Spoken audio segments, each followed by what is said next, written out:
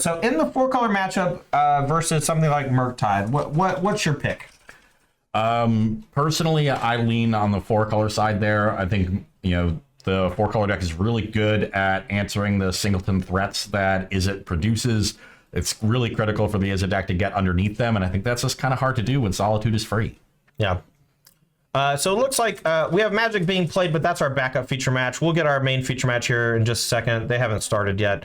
They're still shuffling up. But yeah, I kind of agree with you on the Murktide matchup. Murktide region itself is supposed to be one of those really powerful threats, but unfortunately, Solitude just handles it. And if Solitude's handling that big threat, oftentimes the smaller creatures are a little too relied on to carry the weight, and sometimes they just can't do it in the face of just generic spot removal. And it's not just Solitude. Also, Very Bounce on Murktide region is excellent.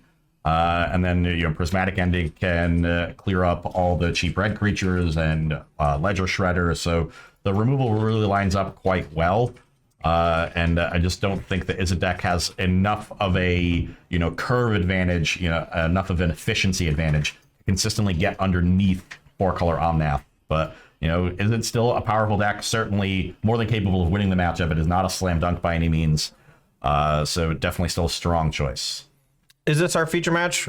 Yeah. Okay. All right. So this is going to be our primary feature match. Apologies for that. They did start a little early, but now we are here. On your left, we have Michael Salem. On your right, we have Matthew McAllister. And it looks like on your left, the McAllister is playing Blue-Red Murktide. Turn 2 Ledger Shredder with Mishra's Bauble, one of the common plays for this archetype and a very powerful one. Matthew McAllister here looks like he's playing a... we'll figure it out in a second. I don't want to speculate. And if we could get the judge to ask them to play with the big dice on top of their cards, that would be great. So we can see that just a little bit better. Thank you. It's like Michael Salim is one of our players that qualified with an at-large bid here, so doing work, grinding series to earn his invite. Matthew McAllister, the exact opposite. Went to one event, finished second, and said, okay, I'm in. Yeah. Hell yeah.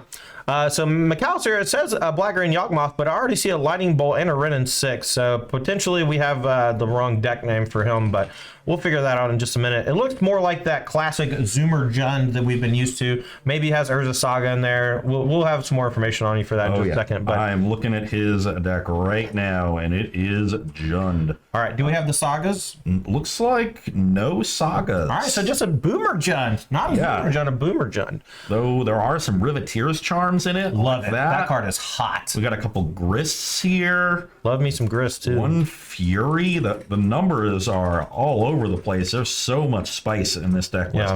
I'm a fan. Me too. All right, looks like he has all the answers here. Inquisition of Kozilek hits the hand for Michael, and then a Fatal Push on the Ledger Shredder. And we actually missed a trigger, I think, because the Fatal Push, even though it killed the Ledger Shredder, should have been able to loot. Mishra's Bauble here going to draw a card as well.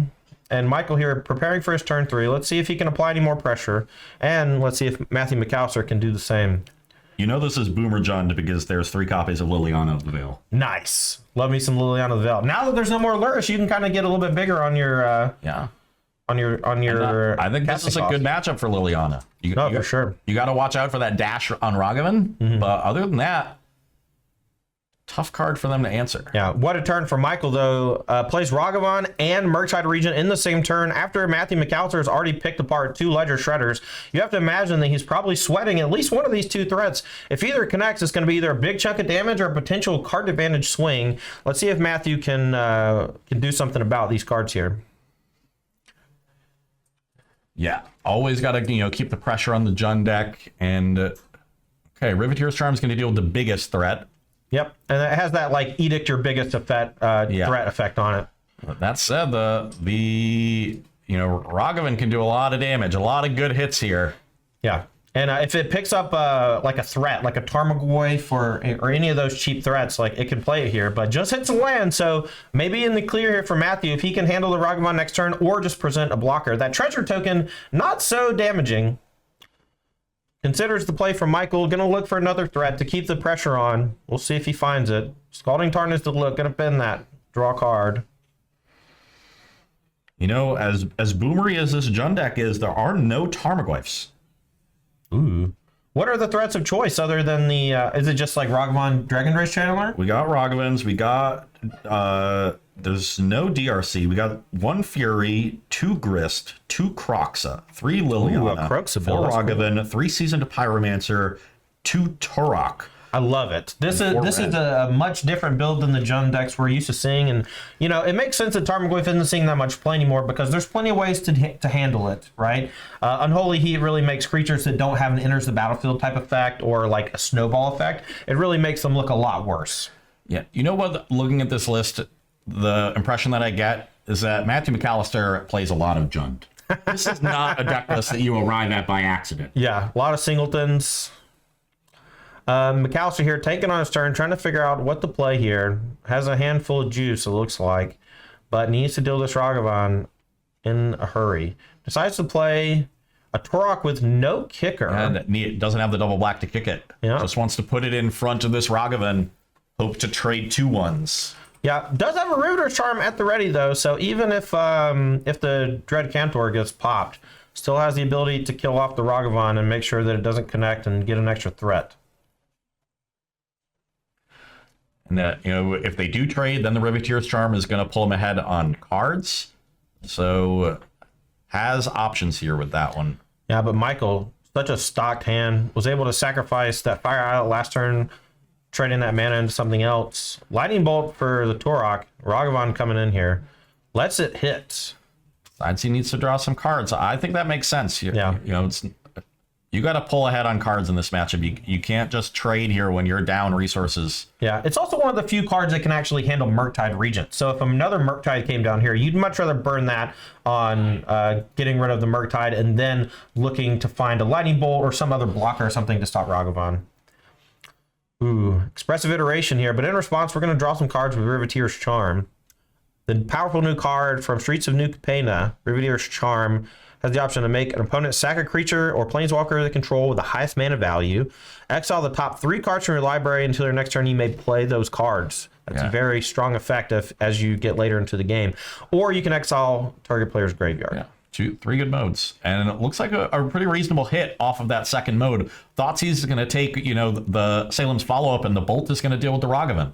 Yep, we're going to take a peek at the top of the deck. That's going to be a main deck Unlicensed Hearse. That card has been seeing some main deck play lately, so that's pretty cool. Love to see that. Great way to exile the graveyard. That is a singleton. Yep, 2 Unholy Heat in the hand, though. Nothing really that threatening. Lightning Bolt going to take care of the Ragavan. And then Unlicensed Hearse going to come down, and that's going to start chewing up the graveyard. Maybe he's going to keep those Murktide Regents in check if he has a couple turns of a reprieve. Yeah, I would immediately exile some spells with that Hearse. Yep. No reason to wait.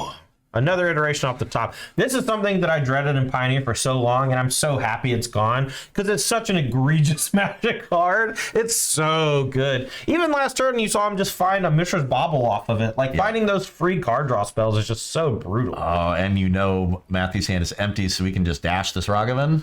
Yeah, can dash it if he doesn't have anything else to play. Could just play it so it sticks onto the battlefield. No threats on Matthew's side. No answers on Matthew's side. He's empty. I want to dash. I want to get this treasure down immediately. Maybe you hit something you want to cast.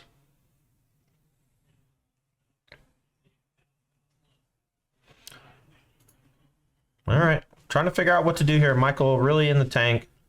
A lot of options. Goes for another expressive iteration, but plays a land first to hold up red to cast the Ragavan.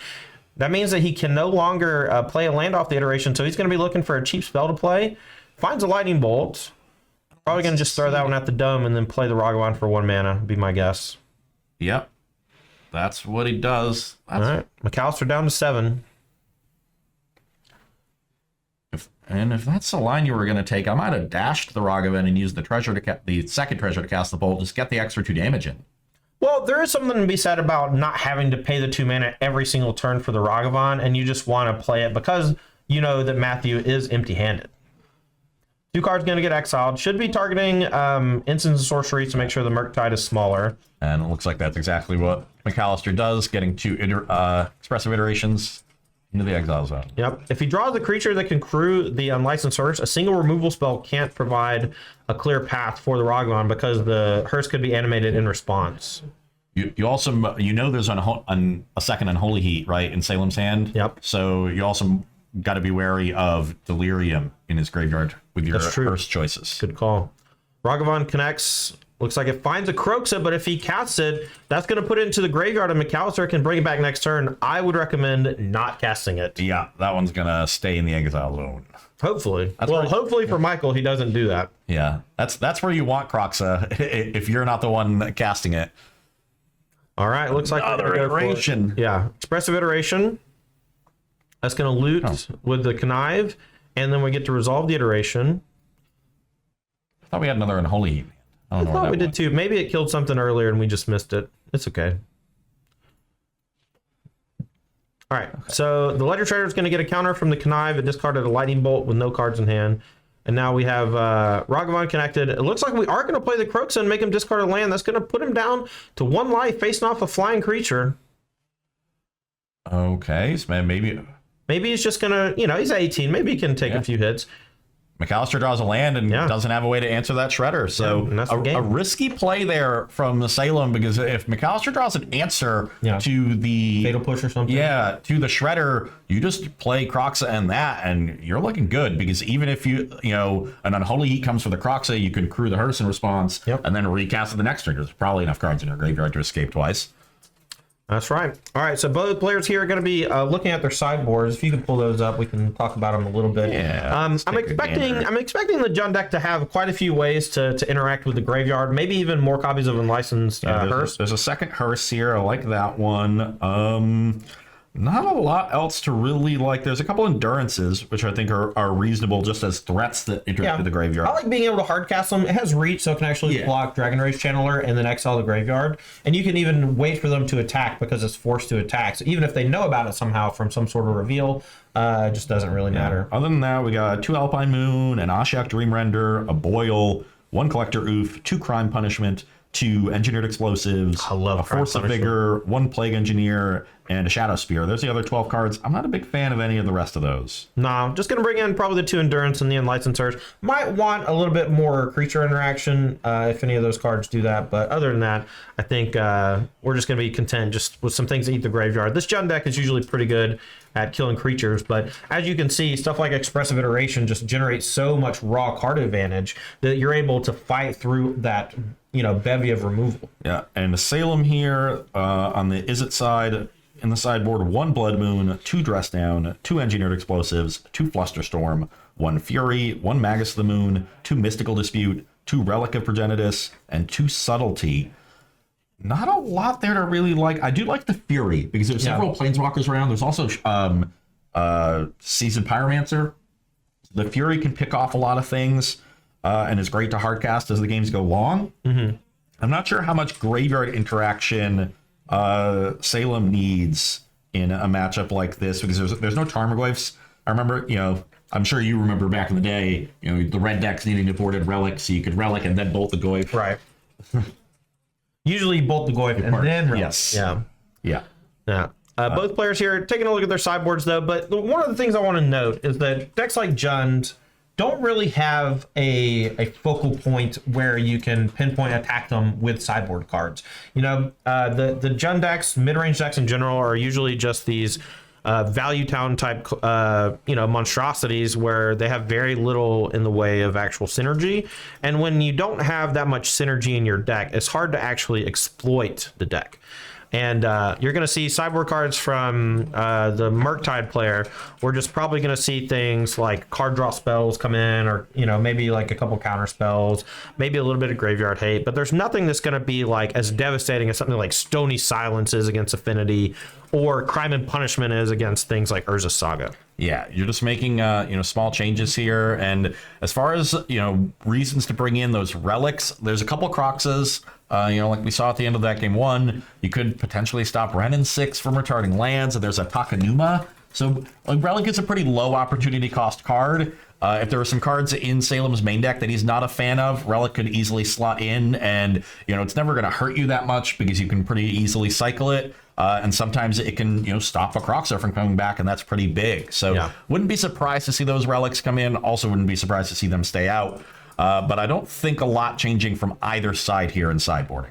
It's interesting to note that Salem is choosing to play Relic of Progenitus over something like Soul Guide Lantern, Soul Guide Lantern being able to pick off like a one of graveyard card and then be a one-sided exiling effect is a pretty big deal when you're playing Murktide Region and Dragon Rage Channeler. So I'm curious what the logic is behind there, but I see people play all sorts of different graveyard hate all the time. I just love hearing their explanations on why. Relic of Gen is obviously one of the OG graveyard exilers, and it does it very efficiently and can just kind of chew up the graveyard, where Soul Guide is a one-shot. So if you think you need to just continually attack the graveyard, Relic's quite good. Soul Guide is also, not going to exile your own graveyard like Relic will, which could be a problem with Dragon's Rage Channeler. Exactly. Could also have a Licensed Hearse in your sideboard and have it be a threat, which would be nice in this matchup. But, Salem decides on Relic. It looks like both players here are about ready for game number 2. Michael Salem took down game number 1, so Matthew going to be on the play here more than likely. Sometimes you have players that like to draw in these grindy back and forth attrition matchups, but being on the play with a deck like Ragavan is a huge advantage because Ragavan is just one of those snowball cards that just gets out of control.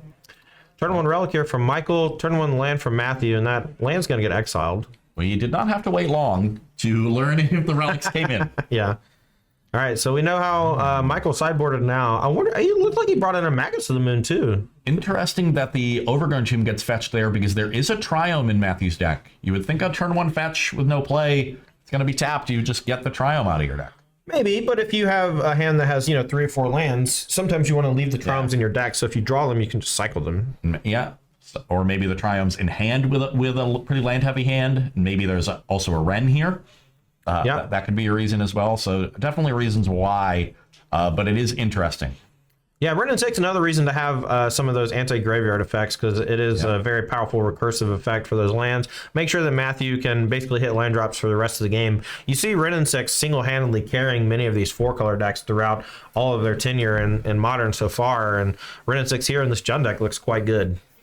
But we'll see. Potentially this Relic could disrupt that. But I like this. There is an Inquisition in Matthew's hand. So he could Inquisition first, then fetch, then return the fetch with Wrenn. And if Relic gets tapped in response, you just remove the Inquisition. All right, well, we got a Connive here on the Ledger Shredder off of Mishra's Bauble on turn number 2. A very common sequence here in these Murktide decks now that they're playing lots of copies of Ledger Shredder. I've heard rumblings that Ledger Shredder is actually better than Murktide in some of these matchups. But no non-land discarded to the Connive, so the Shredder still 1/3 and vulnerable to Lightning Bolt. Yeah, interesting that Michael chose a little bit of card selection here, but the Wrenn and 6 could always minus plus bolt, so it's not that big of a difference. Well, we'll see what Michael wants to do here. The Relic of Genius can potentially mess up the Wrenn and 6, but if he Lightning Bolts first and then plays Fetch, cracks it, pluses the Wrenn, I think that's a pretty and has an line. Inquisition, so we can just lead with that too. Oh, he's going to Inquisition first. This might allow another Connive. That might be a mistake here from Matthew. We'll see. Shredder does trigger off when your opponent plays 2 spells, so that you actually do want to lead with the Bolt in that case. That's rough. And I do see a Magus of the Moon and an Expressive iteration. Actually, that's 2 iterations. Yeah, and a second Canal. Expressive iteration is going to be the hit here. It's very common for discard effects to take these 2-for-1 type spells. So maybe the Magus of the Moon with a handful of red removal, not necessarily the best sideboard plan, but we'll see. Matthew goes for a Bolt, and Michael going to trigger the Connive. We'll see if he wants to discard a card. That's going to force the Wrenn to minus to finish it off. Yeah. Could just decide to pitch a land, though, to make sure he has a flush draw for the next turn. Well, looks like he found a Consider off of the Connive and just sends that away. Okay, now the Wrenn does finish it off, but... You have to imagine that the sequencing the Bolt first before the discard effect would have been a little bit better. That way the Wrenn could tick up, start pushing towards the ultimate, and continue to get back lands from the graveyard. Yeah, completely agree. Matthew definitely going to be kicking himself for making a small but silly mistake there. Yeah. So we're going to play an Expressive iteration from Michael's side. Going to find a Dragon Rage Channeler. Probably has a land in hand to cast, I would imagine. Well, the key is also, is it Delirious? Because if it's a 1/1, the Wrenn's just going to pick it off. Yep. That's also true. And I see there's Ledger Shredder, Consider, a land, and an iteration. Yeah. So, we have at least 4 types there. Yep, sounds good. EOT, we're going to fetch Verdant Catacombs here. Might go get the Triumph now. Might just go get a tap land. Could potentially get an untap like Stomping Ground or another Blood Crypt and play a removal spell on the Dragon Rage Channeler if there's one in hand. Yeah, Matthew decides that I'm going to keep making land ups with this Wrenn, so I'll just leave the Triome in my deck. And that kind of late game card advantage, if you do find the Triome at some point, can be really important in a matchup like this. Yep. Matthew draws. Hand has Seasoned Pyromancer and a couple other red things in it. Looks like a Fury. Another red card. Can't tell what it is besides Seasoned Pyro. I think it's 2 Seasoned Pyros, a Fury, and whatever that front card is. Is that an Ashiok? Ooh. Yeah. So Ashiok here actually going to... So Matthew can choose to mill self and then exile opponent's graveyard, or mill opponent for 4 and exile graveyard. I kind of like milling self, especially if you have Kroxa and things in your deck, because all you really want from the Ashiok is to exile the graveyard, and no matter who you target, it still exiles your opponent's graveyard. Yeah. But then a minus from the Renaissance is going to finish that off. So Ashiok, not a card I expected to come in here, but actually doing some good work. Yeah, and can also brick fetch lands too, so if Michael can't get it off the table quickly, it could be in some dire straits. Has a Ledger Shredder and another spell. And Holy Heat going to take out the Ren and 6. Going to get a Connive off the Ledger Shredder. Discarding a Magus to the Moon. And that on Unholy Heat is actually the punish for Matthew's poor sequencing the turn before. If he was able to plus that turn instead of needing to minus to finish off the first Shredder, you know, the Unholy Heat's not delirious. It can't finish off the Ren. Yeah. So really getting punished there. McAllister going to fetch. And down a game, all the little sequences matter too. And that's what's so cool about Modern. Every single turn matters. Every decision matters. How you fetch your lands, how you sequence your spells, how you sideboard, how you mulligan. Everything matters. Yeah, this game's going to go on for several more turns. And that Ren could have represented several more land drops. Those land drops with the Seasoned Pyromancers in hand can be turned into spells. Yep. If you want to go that route, you know, could have threatened an ultimate, could maybe have absorbed damage from later attacks. At this point, it's hard to tell. All right, so we have a Pitch Fury here, going to discard Seasoned Pyro. That should be enough to kill the Ledger Shredder, unless Michael has some sort of tricky thing here. Yeah, that's an unfortunate, actually drew the Triome there. That's the Zayator's Proving Ground. Ooh. And had he fetched that one and drawn a different land, he would have been able to hardcast that Fury. Yeah. So that's a very minor punish there. Yeah, but it's still a punish, so it's something to consider. Decides to go ahead and play Seasoned Pyromancer, no cards in hand, so not going to make any tokens, but does get to turn that no card hand into 2 cards. Yep. Plays Inquisition, Brick on the other side, Michael just a Spirebluff Canal in hand, and then the Ashiok's going to tick down one more time, mill 4 cards. Yeah, this Ashiok is going aggro. Yeah, I love it. All right, Relic of Progenitus, a Desperation Pop here. Michael going to draw a card. Let's see what he hits for his turn. Yeah. We are at the point of the game where players are pretty low on resources. There's 3 cards in Michael's hand. We know one of them is a Spirebluff Canal. But, Matthew not doing a whole lot. The Ashiok at this point isn't really impactful. Just a 2/2 and whatever the second card drawn off of the Pyromancer is. All right, we're going to crack Bauble during McAllister's upkeep, so we get to see a Lightning Bolt drawn for the turn. That's a good sequencing there. It means that he won't draw the card until his next turn. So if McAllister was drawing a Thoughtseize, the Bauble draw is not eligible to be seized. Yeah. Now that we have the Relic of Progenitus out of here, McAllister goes to mill himself. Mills over 4 cards, maybe looking for Kroxa, maybe just trying to fuel the graveyard for something else. Could even find something like another Seasoned Pyromancer. Has Kroxa as a draw for the last turn, and now is going to deploy that, dealing 3 when Murktide player discards the Spirebluff Canal. Yeah, I think drawing the Kroxa was the sign to Matthew that maybe the Ashiok should be targeting him. Yeah. But good sequencing there. Lightning Bolt in hand. Can play that next turn to guarantee that Kroxa has enough food next turn. Yeah. But may want to save that for a while. Ashiok down with Unholy Heat. And that's actually going to leave... so that should leave Michael with the exactly 5 cards to escape. Yeah, and now he can hold the Lightning Bolt too. Yep. So you can save that for a DRC, a Ragavan, or a Ledger Shredder with the trigger on. And looking pretty good here in game 2 for Matthew. Yep. Kroxa here going to escape. Someone call Hades. We got a prison break. Yeah. That Relic came down turn 1. Looked like it was going to be, be able to stop the Kroxa, but Ashiok really helped reload quickly. Yeah. Archmage Charm the draw, though, that does stop the Kroxa, so it's going to take a little while for McAllister to build back up to escaping again. Yeah, looks like there's an unlicensed Hearse now in McAllister's hands, so that's a reasonable... Ooh, and a Grist. That's going to be a good turn. Grist plus unlicensed Hearse going to come down this turn. Michael needs 2 answers for those, and he needs something to answer this Seasoned Pyromancer as well. Gonna lead with the hearse, thinking I guess as bait, so because the grist is a little more powerful. It does resolve, so we're gonna go ahead and chew up the graveyard a bit, making it harder to cast a Murktide Regent. Threats keep coming. They don't stop coming. Grist is a nice one because it also represents removal for potential threats Michael draws, like a big Murktide or another Ledger Shredder. Grist really, really strong here. Yeah, I love Grist. I've played a little bit with the Yawgmoth decks, and Grist is just like such a cool card to find with stuff like Collected Company or Court of Calling. But you know, here we're just seeing it kind of like a rawly cast in your classic Jund deck, and it's just great with Seasoned Pyromancer, sacking the tokens and such. Looks like a consider here for Salem finds a Ledger Shredder. Yeah, but already cast second spell in the Ledger Shredder, so no connive. Unfortunate that was the sequence, but it is what it is. Starting with a bolt on the Ledger Shredder, that's going to take it down. Makes sense, because the Grist Ultimate is just lethal, right? Yeah. There's a million cards in exile. Yeah, Grist looking pretty strong here. And if there is a Murktide or something that does come down, the Grist can just sack the insect token and kill it. So this like kind of self-sustaining removal engine here is pretty powerful. Yeah, and at 5 loyalty, hard to remove. There's really no chance at getting to Delirium, especially with the hearse untapped. Yeah.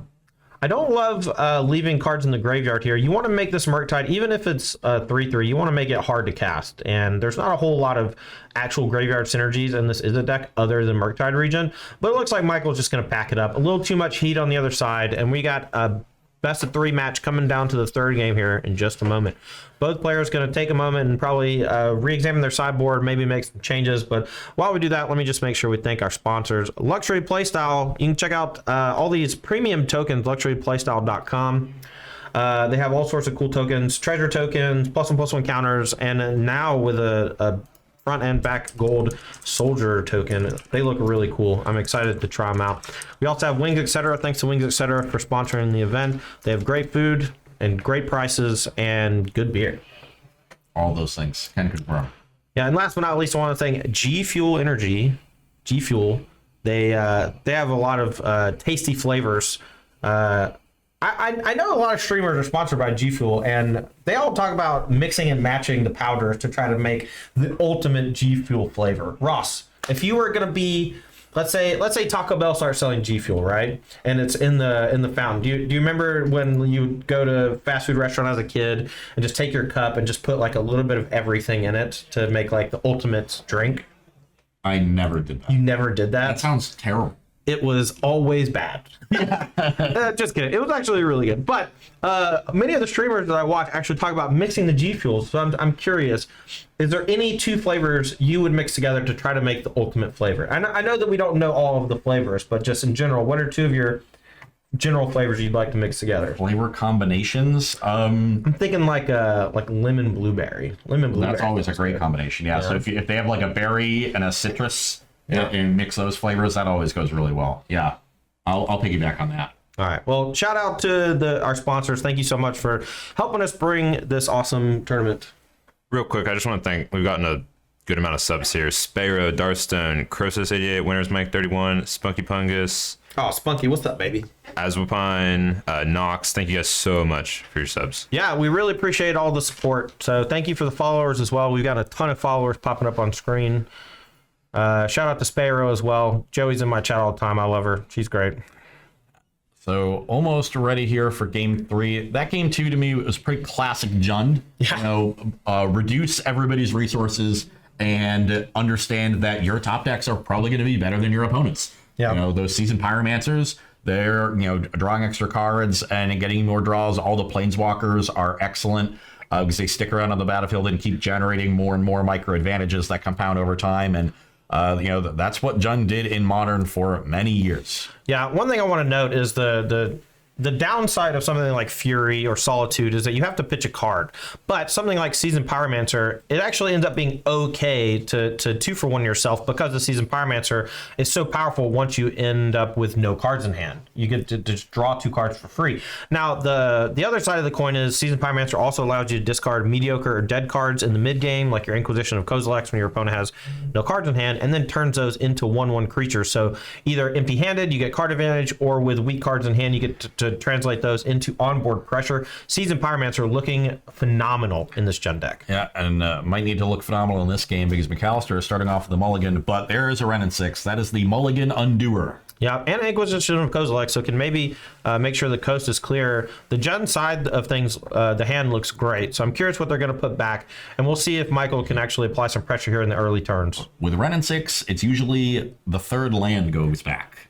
Well, you don't want it to get counterspelled early on. If that ever happens and you've put back a land, that can be detrimental. But I feel pretty good with the turn 1 Inquisition that I can dodge counterspell, but now the DRC here on turn 1 is going to be pressuring that Wrenn. Yeah, but it is not a lot of pressure until Delirium is hit. Ooh, and a pickup of an Unlicenser, so maybe going to be able to contain the DRC and turn it into more of like a wily goblin. Just a little guy. Little Mons Goblin Raiders. Yeah. All right, McAllister here, turn 1. Could fetch, shock, play an Inquisition of Kozilek. Could fetch for a swamp, but with Wrenn and 6 in hand, I assume that a dual land is going to be the search. Yeah, don't be a coward. Yeah, the turn 1 DRC, any turn 1 play from Michaels is generally going to be good as long as it sticks to the battlefield. Something like Consider, that's not going to be that scary for the Jund deck. You are afraid of the threats, and you need to have answers for basically every threat. Definitely, yeah. It's all about being the person that is slightly ahead, making the other person reactive. Especially Jund against a counterspell deck, because if you fall behind, then you make their counterspells live. If you keep forcing them to tap out to stabilize the battlefield, eventually you can stay ahead and leave them with a handful of counterspells that don't do anything. So Inquisition here, going to be the play for McAllister. Sees a hand of DRC number 2. Consider, Murktide Regent, Archmage's Charm, and Expressive Iteration. A juicer, no land. I might take Consider to try to mana screw him, but it looks like he's going to take Expressive Iteration instead, playing for the long game. I like the discipline there. It's hard to mana screw these Izzet decks because they have so much card manipulation. Yeah, and it's all about how threatening those DRCs are, and with the Hearse, they're not very threatening. We could easily see a turn 2 Hearse here to make sure the DRCs stay, on the ground and set up this Wrenn and 6 for later on. All right, well, 2 cards could have gone to the graveyard, one from the Consider and one from the DRC, but it looks like Michael likes the island and keeps it around. Awkward because you definitely wanted to draw another red source there to play the second DRC, but you're not going to throw away a second land. I mean, you might if you are afraid of a Wrenn and 6, because Wrenn and 6 here is actually backbreaking. Michael doesn't have a way to actually turn on the DRC more than likely. Could potentially have a blue instant like another Consider. There was one draw set we did not see, so there is a chance that the DRC is saved, but if that was the case, you have to imagine it would be played main phase to try to deal extra damage. So this Wrenn and 6 is going to come down and almost 100% going to kill this DRC. Yep. And that's what we have. And now Michael's going to feel like, oh, I have Delirium at this point because there's land, instant, sorcery, creature as my 4 cards. I can play the other one as a 3/3 and feel safe about it, pressure the Wrenn for next turn, but the Unlicensed Hearse is going to take you off Delirium and let him ping that one as well. Yeah, such a brutal sequence here from McAllister and Michael kind of stumbling a little bit on colors, not having the ability to cast the second DRC last turn, and it's going to punish him a bit, keeping that 1 lander. And looks like it might be casting another iteration. Maybe that was the blind draw. Perhaps. Thinking about his turn here. If iteration is the pickup, you have to imagine that that's going to be the play, because a 3rd land for Archmage's Charm, just digging deeper to play 2 spells in 1 turn is a big deal. Yeah, I think that's a risk that's worth taking. Yeah, and here we see Michael agrees. Top 3. Take a peek. Oh, he's slow rolling the last one. That tells me the first 2 weren't lands. Yeah, and it looks like oh no, Spirebluff Canal was a pickup. That's a sick one because it doesn't deal him any damage. Yeah, that's and Lightning Bolt in hand, I think. Looks like a Ragavan. Could be. All right, DRC's the play. Now, like you said, here comes the clutch activation of the Unlicenser. It's going to shrink the graveyard just a little bit and make the DRC vulnerable to the Wrenn and 6-. We can just take Consider Iteration, get you down to 3 types, and take maximum amount of sorceries for the Murktide. Ooh, decides. I don't think he had a third land, so I think he decides he really needs a third land here. Maybe going to be using a removal spell on this DRC. Yeah, potentially. Also has Riveter's Charm. Could just use that instead. I guess the Hearse just makes it a 1/1, so you're not that worried about it. Well, it's only a 1/1 temporarily. It's pretty easy to turn it on if you're only removing the 2 cards for the 1 turn, you know? And then that makes it so that the Wrenn and 6 is potentially dead to the DRC attack on the follow-up. 3 mana. Liliana? Oh, it's Ashiok. All right, so let's see. We're going to mill Self. All right, so Michael knows how the sequencing works here with targeting Self and then still exiling the opposing graveyard. And that's going to make the DRC down to a 1/1, and it's going to make it much harder to cast the Murktide that Matthew knows about. Yeah, and much harder to refuel and get this to a 3/3 right now. All right, Upkeep has Bolt. Going to take out the Wrenn and 6 and do the Surveil. Decides to keep it on top. That's really nice here because now the DRC is going to stick around. All right, iteration. That's the third one? That is the third one. One was taken by a discard spell early on. Heads up play from McAllister, not trying to mana screw him by taking the Consider, taking an Expressive Iteration, but just getting maximally punished by multiple more Expressive Iterations drawn. And you're really seeing how much this Murktide deck can just churn through with all these card draw effects. Expressive Iteration is really good. I think it's better than Dig Through Time. I would have to think about it, but just the fact that I'm not dismissing you out of hand. Yeah, doesn't find a land though, so actually just ends up being a 1-for-1 card draw spell. Looks at the top 3, has to exile an Unholy Heat, and then decides to attack the Ashiok for 1. Doesn't have Delirium, so just does the 1 damage to it.